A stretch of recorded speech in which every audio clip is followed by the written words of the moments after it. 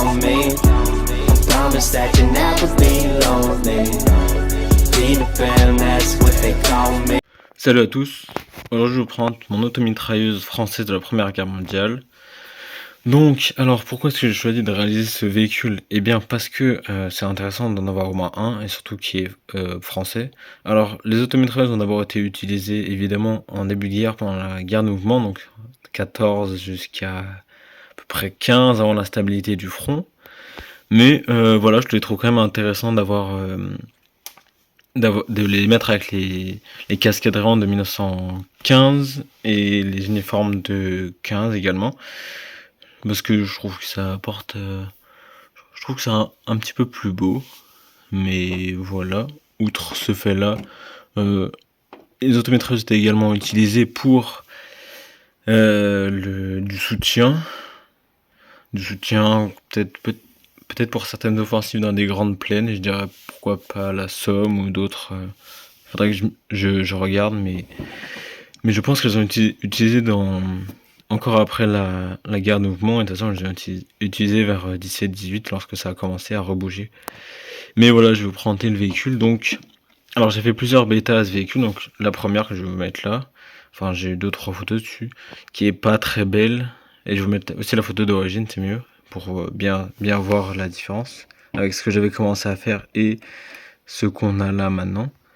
Donc le début était pas fameux, après j'en ai fait une deuxième, voilà, je vais vous mettre des photos aussi, qui n'est pas non plus elle se rapproche de cette forme là, mais elle est beaucoup moins jolie au niveau de l'avant, du capot et de l'avant ici. Elle est beaucoup moins jolie. Et du coup, cette dernière version, qui est la version finale, qui est celle que j'ai réalisée avec Firebrick à la Fanabrick.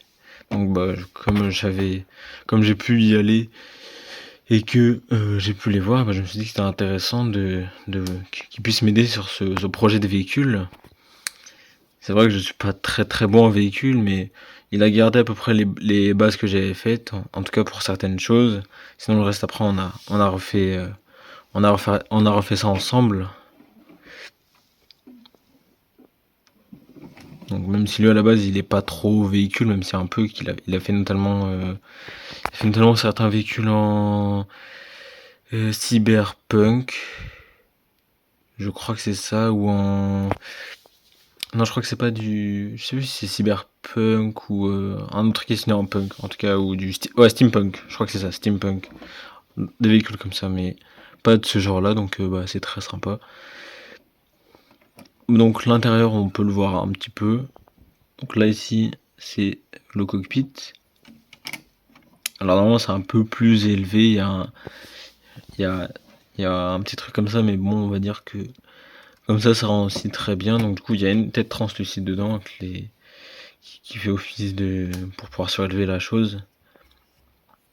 Donc là, voilà les plaques de tout ce qui a été utilisé. Là, c'est creux, hein. Quand même, c'est mieux. Et également les roues qui ont été retournées pour faire un truc moins agressif et moins en Seconde Guerre mondiale.